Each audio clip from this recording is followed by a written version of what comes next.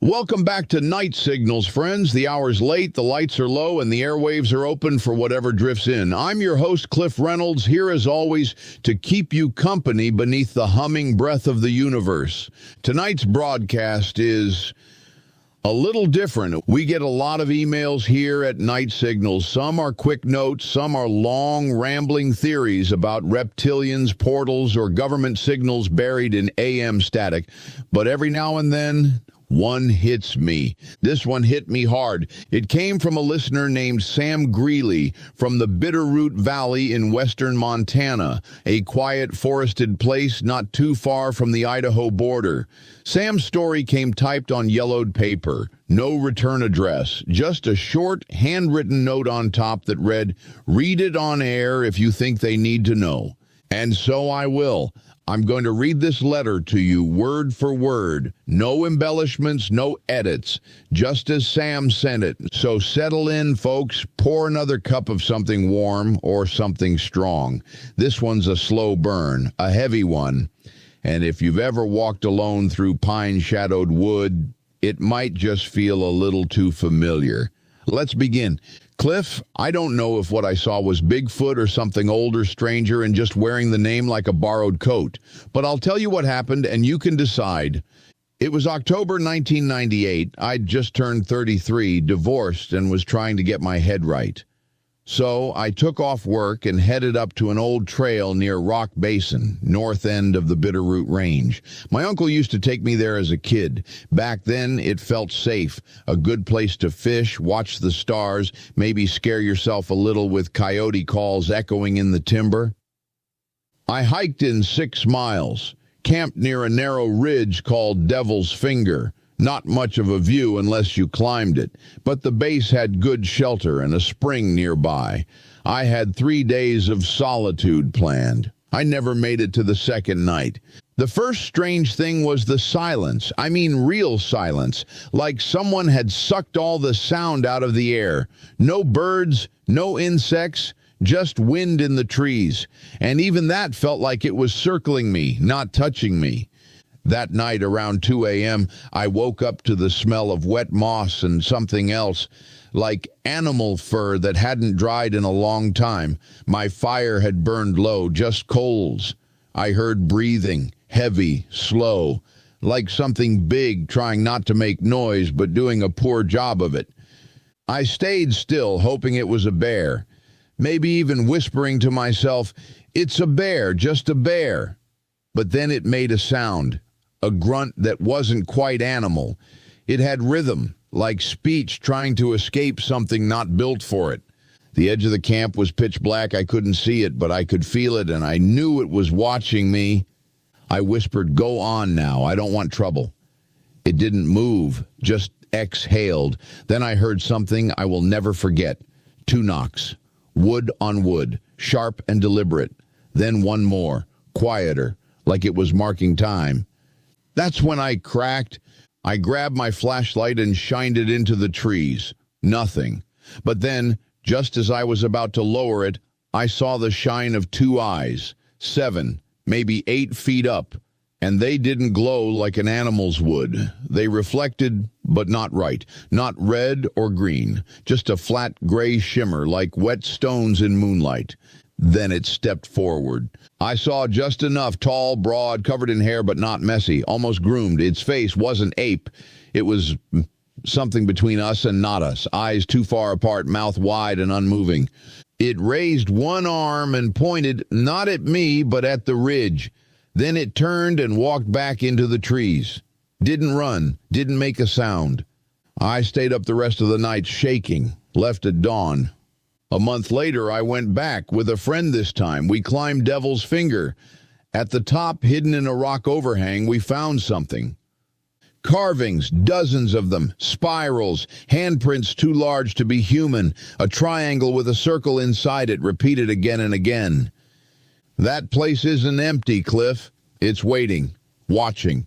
I think we call it Bigfoot because it's easier than calling it what it really is. A sentry, a memory, something that was here before us and will be here long after. I haven't been back, I don't plan to, but if you read this on your show, maybe someone else will know what it means. Sam Greeley. Bitterroot Valley, Montana. Well, that's the letter. Take from it what you will. Some folks call it myth, some call it madness, but I've learned that things get real quiet out in those woods, and when the world goes quiet, it listens back. We'll open the lines next segment, see if anyone out there's seen what Sam saw, or maybe something worse. Stay tuned. This is Night Signals, and the dark is never empty. You know, I've read a lot of strange things on this show. Letters about blinking lights above abandoned fields, hums coming from beneath basements, missing time, vanishing people. But there's something about the forest stories that hit different. Maybe it's because most of us grew up near trees. Maybe it's because the woods are one of the last places where the world still feels old, where we're reminded quietly that not everything in nature evolved for our benefit. That letter from Sam, I've read it a dozen times before tonight, still gives me chills. And the thing is, Sam isn't the only one. After I mentioned it briefly last week, before I even said I'd read it on air, more letters came in. Unmarked, typed, handwritten, some with drawings, some with coordinates, a few too strange to make sense of, but a few... Well, I'd like to share two of them with you tonight, both from listeners who asked to remain anonymous. They claim to be unrelated, different places, different years, but if you listen closely, there's a thread tying them together. Here's the first one. Cliff, I've been holding on to this since 1974. I was a surveyor working in northern Oregon, out near Tillamook. We were running a boundary line through a section of dense second-growth pine. I was out ahead of the team, placing markers. About half a mile in, I noticed something odd. My footsteps stopped echoing. At first, I thought it was just the trees dampening the sound, but then I tried calling back to the others behind me. Nothing. I couldn't hear them, couldn't hear birds, wind, just my own breathing. That's when I realized the forest was wrong. The pine needles on the ground were unusually thick, like several feet deep. The trees grew in near perfect rows, not natural at all. I reached a clearing and saw something sitting in the middle, a stump, perfectly round but with no rings inside, just blackened, like it had burned without fire. Then I heard something breathe behind me. When I turned, I didn't see a creature.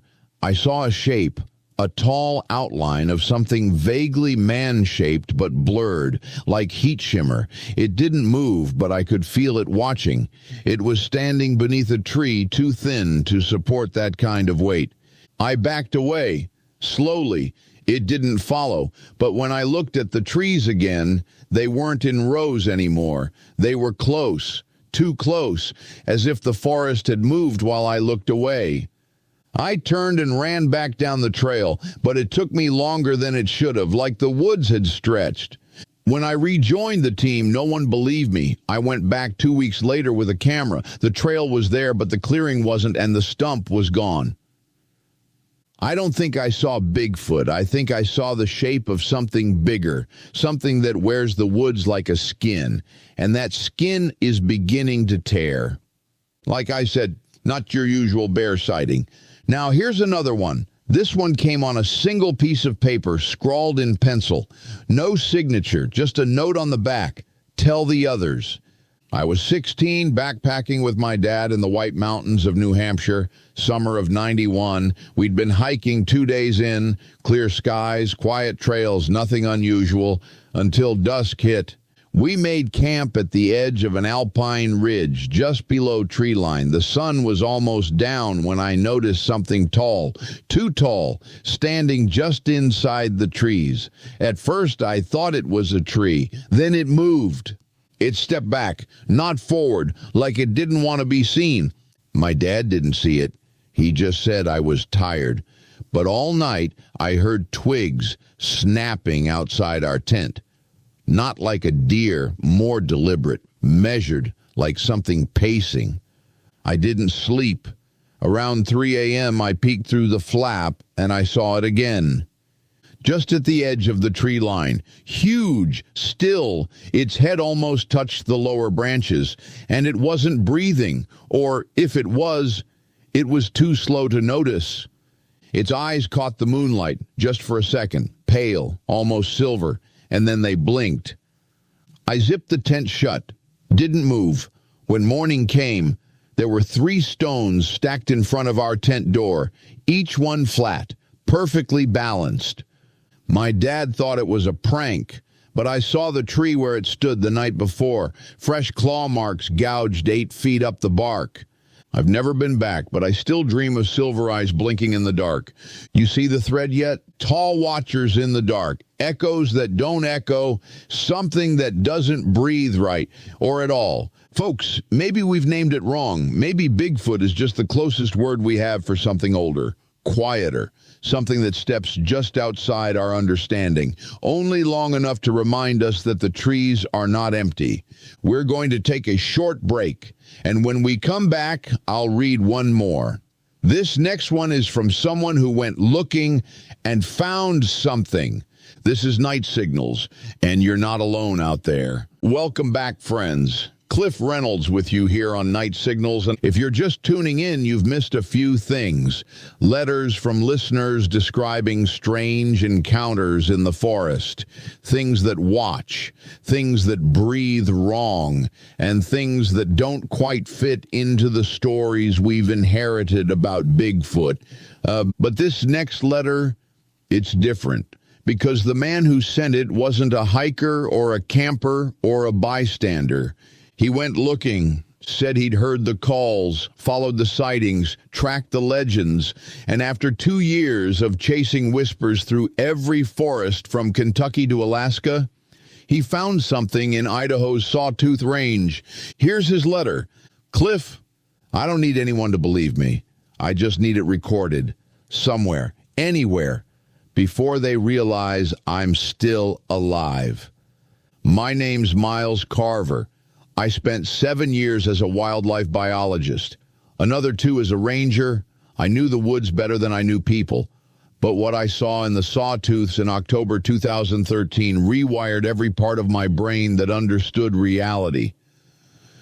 I'd been following a pattern, reports of low-tone knocking in the trees, deer kills arranged in circles, small cairns built in riverbeds that disappeared by morning. The thread led me to a section of wilderness east of Stanley, Idaho, not on any map. Locals call it Dead Holler.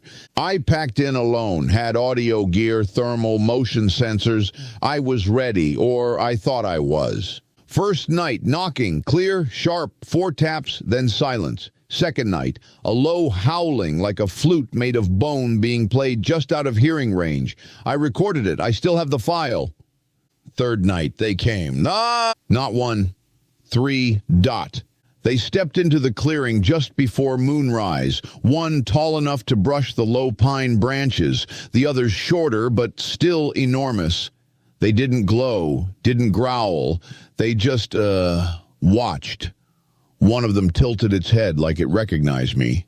Then it made a sound, not from its mouth, but from the forest itself.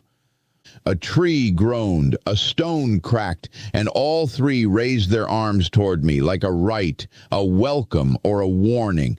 I was frozen, not with fear, with awe, the way you freeze when the world changes shape in front of you. Then everything went black.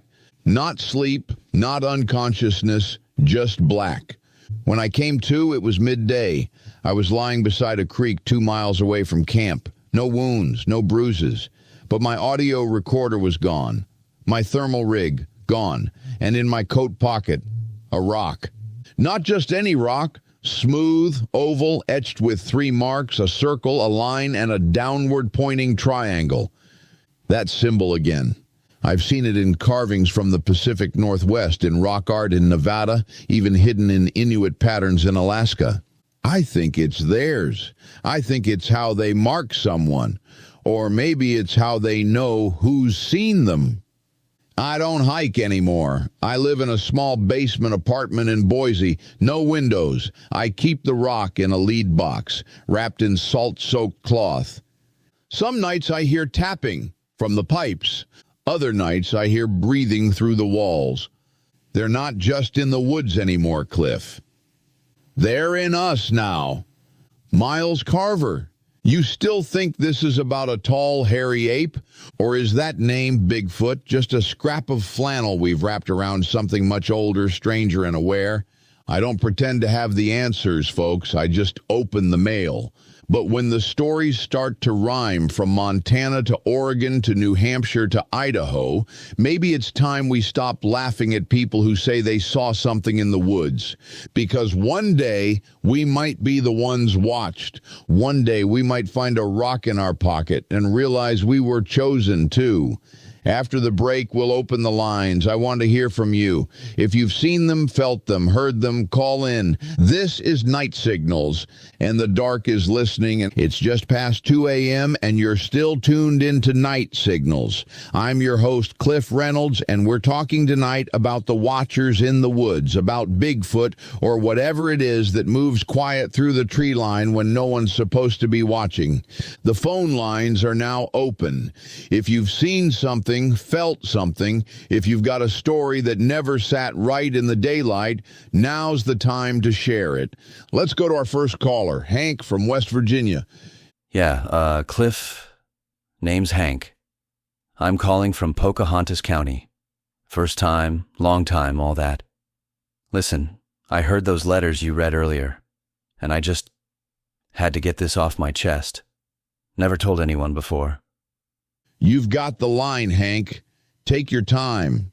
This was back in '87. I was hunting up near Cranberry Glades. Cold, but clear. Had my dog with me, Jake. Good boy. Never spooked easy. But this one morning, we're heading up an old game trail, and Jake just stops. Dead still. Tail down, won't move. I looked ahead and saw this figure. Tall, broad, just standing still at the bend. Thought it might be a man in camo, but there was no orange, and it was too still, too quiet. Then it crouched, real slow, and I swear, Cliff, I heard something like a word, but not one I knew, deep and wet, like stone grinding underwater. Jake bolted. Took me 2 hours to find him, shaking under my truck. Here's the part that's bothered me for 30 years. When I got home, my boots were clean. I mean clean, Cliff. No mud, no pine needles, like I hadn't gone into the forest at all. Thank you, Hank. That last part, that's a detail you don't invent. That's something you carry. Let's go to our second caller. Hi, Cliff. This is April, calling from just outside Grants Pass. I don't know what I saw, but I haven't been the same since. Tell us what happened, April. I was camping alone last fall, just a solo retreat to get my head straight. I'm not a believer. I was the kind of person who laughed at Bigfoot bumper stickers. But around 3 a.m., I woke up to this humming. Not music, not electronics, more like bones vibrating. It was coming from the trees. I looked out and saw these faint lights, 3 of them, drifting between the trunks. Not flashlights. They flickered. Pale blue. Then I saw the silhouette. Huge. Slouched. It was listening to the lights, like they were talking to it. And then, Cliff, I swear, I saw it reach out and catch one. It just held it in its hand. And the light stopped moving. I didn't sleep. I left before sunrise. 1 week later, I got a nosebleed that wouldn't stop for 3 hours. I hadn't had one since I was a kid. Don't know if it's connected, but I can't stop hearing the hum at night now. April, if you're still listening, I believe you. Thank you for being brave enough to call in. Let's take one more call. Caller 3, Denny from Alberta. Yeah, hey Cliff, Denny here. Northern Alberta, near Grande Cache, logging country. I seen it. Only once. Back in 2004. I was clearing brush near an old trapline my dad used to run. Late afternoon. Sun was slanting low, and I heard someone whistling. Not a tune. Just one note. Repeating. I followed it. Found a clearing I'd never seen before. In the middle was a tree, split right down the middle, hollowed out. Inside, something was curled up. Big, covered in hair, not asleep, not dead, just breathing, real slow. When I stepped closer, it stopped, didn't move, but the air changed. It got thick, like syrup in my lungs. I backed away. Took me a year to hike again. And even now, sometimes, I still hear that whistle. Right before I fall asleep. You know, folks, there's a strange consistency in these stories, not in the way these beings look, but in the way they feel. That eerie pressure, the thick silence, the sense that something is waiting just beyond the veil of trees. I don't know what these things are. Maybe we're not meant to know. Maybe names like Bigfoot are just anchors we throw into the deep to make the unknown feel a little closer to home. But if tonight proved anything, it's that the forest holds memories older than our maps, and sometimes those memories reach out. We'll be back after a short break with one final reflection, and maybe one more letter. This is Night Signals. Stay with me. That was a heavy one tonight. 3 calls, 3 pieces of something ancient and strange. Not myths, not fairy tales, memories. That's what I think we're hearing. Echoes of encounters that never got processed, never got answered. Just held. Held inside folks who know what they saw, even when the world tells them to forget. It's nights like this that make me reach for the drawer beneath this desk. I keep a few things in there. Old cassettes, scribbled notes, recordings from shortwave frequencies nobody claims. But there's one letter I've kept for over a decade. Came in a plain envelope. No stamp, no return address, just left at the front desk of the old station I used to broadcast from in Spokane. The clerk handed it to me and said, "This was meant for you." I never read it on air until now. Something about the way tonight's calls have lined up. I don't know. Maybe it's time. Cliff, my name doesn't matter. I've already changed it more than once. If you're reading this, I need you to know. I never went looking. I didn't chase this thing. It came to me. It was 2006. I lived in a small cabin near the Kootenai River off a dirt road no one but locals used. I was a caretaker for a fire tower, out there more for peace than for work. One evening I was walking back from checking the river's edge. The trail runs along a bend where the water slows and widens. That's where I saw it. A tall figure, gray-brown, covered in thick hair, not just standing, kneeling, drinking from the river. It wasn't a bear, it wasn't a person, and it didn't run. It turned its head slowly, looked at me, and I swear to you, Cliff, it smiled. Not a grin, not teeth, just an awareness, like it knew me, like it had been watching me for a long time and had finally decided to say hello. Then it stood, and that's when I understood something deep in my gut, something primal. This wasn't a chance meeting, this was a test. I didn't move, I didn't run, I nodded, and it nodded back. Then it stepped into the trees and vanished without a sound. But here's the part I haven't told anyone. That night in the middle of my cabin floor, there was a circle of river stones, arranged perfectly, and in the center, a single white feather, no bird around for miles. I think it marked me, not as prey, not as threat, just as aware.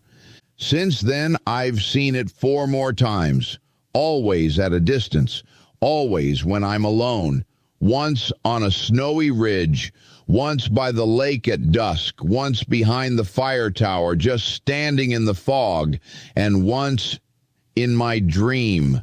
Only that time it didn't smile. It pointed toward the woods. I haven't gone in since. I think there's more of them, Cliff. I think they watch us for years, decades. Some of us are just lucky or unlucky enough to notice. You don't have to believe me, just read this out loud, because someone else out there has seen it too, and they're probably thinking they're the only one. They're not. A friend of the tall one. That letter's haunted me for years. It wasn't the smile, it wasn't the feather, it was the way the writer spoke about being seen, like there's something out there tracking the watchers, waiting to be acknowledged. And once you do, you don't go back to silence. Tonight, I think we got a little closer to something ancient. Maybe not Bigfoot exactly, maybe something that became Bigfoot in our stories so we could sleep at night. But names don't matter much in the dark, only the knowing. It's 2:47 a.m., and we're still rolling strong on night signals. The night has taken a turn, quiet, electric, almost like the woods themselves are pressing closer. I was about to wrap up tonight's show when an email came through. No subject line, just one word in the body. Listen. Attached was this. A document, a story, a full hour of something so vivid and unsettling I decided to read it now. Live. No break, no filter. The writer asked that I only use their initials. E.H. said they've never told anyone this, not even their partner. But after hearing Hank, April, Denny, and the letters tonight, they realized someone else might need to hear it too. So I'm going to read it, all of it. This is their story. I was 22, it was fall, and I was in love with the idea of being alone. Back in 2009, I took a seasonal job with a conservation crew doing trail work in Colorado. Most of the team was gone by October, but I stayed on for postseason cleanup. That meant hiking into deep trail segments to pull signage, bury latrines, and dismantle fire rings. One of these sites was 12 miles into the San Juans. No road access, no radio, just a cabin we called Outpost 9, built in the 60s. No power, just a stove, a cot, and a logbook with names of past crews going back decades. I hiked in with a pack, an axe, and a walkie that didn't work more than a mile out. No big deal. I was used to silence, used to solitude. But this wasn't solitude. This was something else. The first night was normal, cold, clear. I boiled snowmelt for tea and read through old entries in the logbook. One caught my eye, dated 1993. It read, "He came again. Just watched, no prints, no sound, but he waits behind the tree line, same place every year." Didn't think much of it, chalked it up to someone trying to spook future crews, left the lamp burning low and drifted off. That's when I heard it. Around 3:30 a.m., a knock, sharp, wooden, one knock, then silence. I waited, nothing, then another, closer, but still outside. The cabin has no windows, just a heavy wooden door with a slide latch. I didn't move, didn't even breathe. I lay there listening, every nerve in my skin lit up like wire. Then I heard breathing, not mine, deep, rhythmic, like an animal, but larger than anything that should be upright. It didn't try the door, didn't pace, just stood there. Then another knock, but this time it wasn't on wood, it was on metal, the axe. The one I'd left outside, leaning against the stump. I stayed still until dawn. When I finally opened the door, the axe was gone. In its place, 3 stacked stones, each one black, each one still wet with morning frost.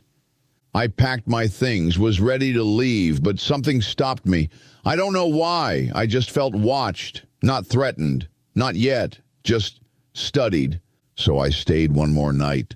That night, it came to the door.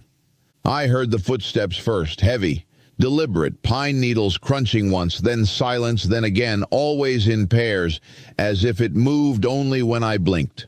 Then it exhaled. Long, low, and close. The cabin felt too small. I couldn't hide. I just sat on the cot staring at the door. Then it knocked twice and spoke. Not English, not language, just tone, deep, measured, like stones shifting beneath soil. I felt it more than heard it. My stomach vibrated. Then silence. No footsteps leaving, just gone. The next morning, I found the axe, back in its place, leaning against the stump. But now the blade was carved, etched with 3 lines. A circle, a vertical slash, and a downward pointing triangle. Sound familiar? I left that day, but I returned a month later, not to camp, but to look. I wanted to know, needed to. I followed a ravine behind the cabin, past where the maps ended. That's when I found the arch. Two trees bent toward each other unnaturally, intertwined at the top, forming a crude gate. Beneath it, no snow, no frost, just bare soil, and dozens of stones, stacked, balanced, some taller than me. I didn't go past it, but I stood there for a long time. And I knew somehow that I'd been invited, just not yet. It's been 15 years, Cliff. Since then, I've dreamed of a forest that breathes like lungs, of shadows that blink, of words that vibrate in your chest instead of your ears. I've lived a normal life. I'm married. I work remote. I don't talk about that fall. But tonight I heard those voices on your show. I heard Hank, April, Denny, and I felt that knock again. And I knew it was time. If you read this out loud, they'll know I still remember, and I think that's what they want. To be remembered. E.H., they don't forget us. Maybe they never did. E.H., if you're listening, thank you for your courage, for giving voice to the unseen, and to everyone else out there, if you've heard the knock, if you've seen the stones, if the forest ever stopped echoing back, you're not alone. This is Night Signals, and something is still listening. It's 3:18 a.m., and we've officially gone into uncharted hours here on Night Signals. Something unusual is happening tonight. After I finished reading E.H.'s powerful story, the one about the cabin, the breathing forest, the arch of trees, I thought we'd reach the quiet end of things, that we'd tuck our voices back into the static and let the dark settle. But that was not to be. A new message just hit my inbox. No name, just the subject line, I went through the arch. Attached is a single document. The sender asked that it be read in full.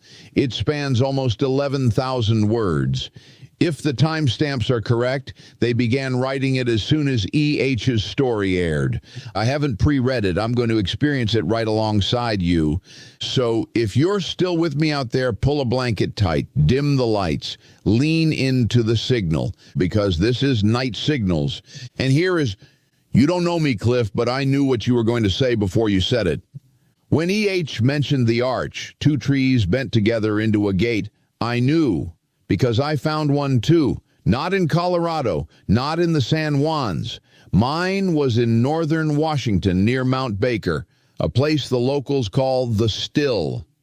They don't name it on maps, just a glacial valley marked by fog and silence. No birds, no cabins, just cold air, old rock, and a stretch of woods that locals avoid. Even hunters won't step there. I did. In 2015, I was a loner, amateur cryptozoologist. Got into the Bigfoot world hard after my sister vanished on a trail in Oregon, disappeared without a trace. Her last text to me was just one word, knocking. So yeah, I went looking, and eventually I found the arch. It was late September. Light rain. I was about 10 miles off trail, moving toward a place a hiker on a forum said felt wrong. I felt it too, like the trees were turning to look at me. And then I saw it. Two ancient cedars bent toward each other, woven at the top like they'd been pulled by invisible hands.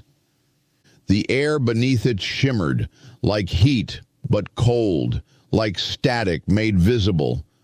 I stepped through. The forest didn't change, but I did. First thing I noticed was the sound. Everything was louder, but not in my ears, in my chest. The wind, the creaking bark, even the soft thumps of falling pine cones, all of it hummed like it was being played through bone. I turned back to look at the arch. It was still there, but something was different. The air behind it looked flatter, duller, like the world I came from had been turned into a photograph. Then I saw the figure. Far down a slope, half obscured by trees, tall, motionless, watching. It had the same presence described by others, but it didn't feel threatening, just aware. I knew not to approach.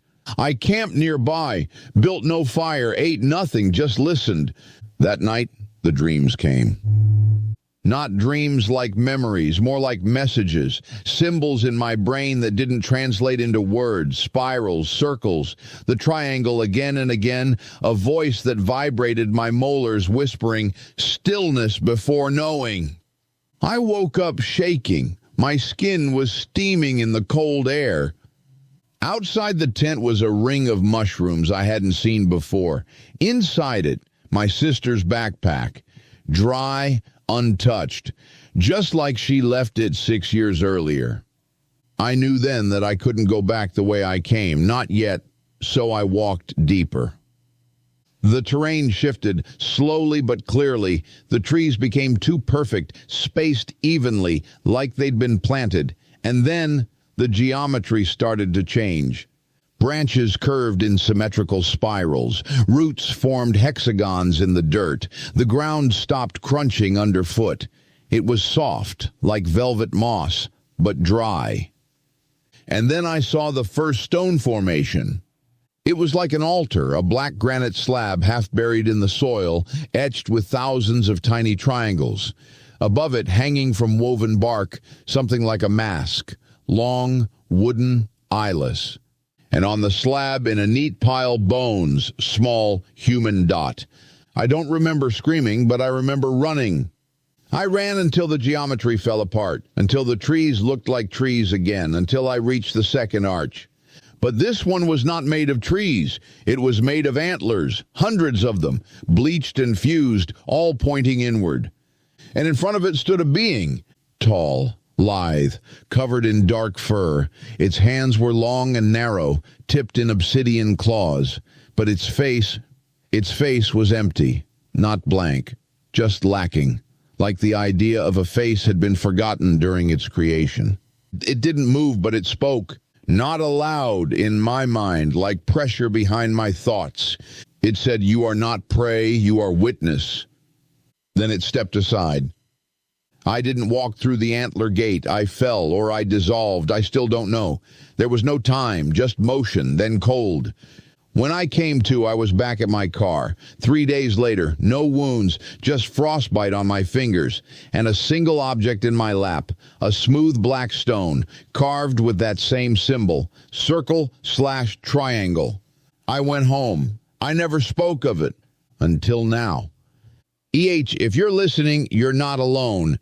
The arch connects places, connects people. I don't know why it chooses who it does, but I believe now that it's not Bigfoot we're seeing. That's just the form, the suit, the shape of invitation. They're not animals, they're sentinels. Guardians of something older than us, maybe older than Earth. And I think they're waking up, one by one. And soon, they'll want more than watchers. They'll want speakers. I'm ready. Are you? Wow, thank you for that submission. I don't know who you are, but I believe you. And I think, you're right, we've spent a lifetime naming shadows so we don't have to learn their language. We called them Bigfoot, or the Watcher, or the Tall Ones. But what if the name was never the point? What if the point was the knock? If you hear knocking in the woods, don't answer. Listen, this is Cliff Reynolds. We'll be right back. 3:58 a.m., and you're still with me on Night Signals. I don't know what kind of night it is anymore. Maybe a turning point. Maybe just a shared dream. We've walked the edge of the strange. We've heard from those who stepped through arches, felt voices inside their minds, and woke with stones in their pockets and symbols in their sleep. But sometimes the most haunting stories are the ones that don't try to be anything more than true. I've got a caller on the line now. Says he's got a story about Bigfoot, but no psychic symbols, no strange geometry, no portals, just a fire, a tent, and something moving through the pines that didn't want to be seen. Let's take the call. You're on Night Signals. Who am I speaking with tonight? Name's Jim, calling from South Central Oregon. You can just call me that, Jim. All right, Jim, thanks for calling in. You said you've got a story for us? Yeah, been meaning to share it for years. Figured after tonight's lineup, now's the time. I'm not going to say I saw a ghost or an interdimensional being. I don't think it was anything like that. I think I saw a real animal, just one that doesn't want to be found. This was back in 2002. I was 36, working a logging contract in Douglas County. Had some time off and took a buddy of mine, Derek, out for a weekend up near Burnt Ridge. It's a quiet spot off the fire roads, no trailheads, no signs, just old clear cuts and thick regrowth.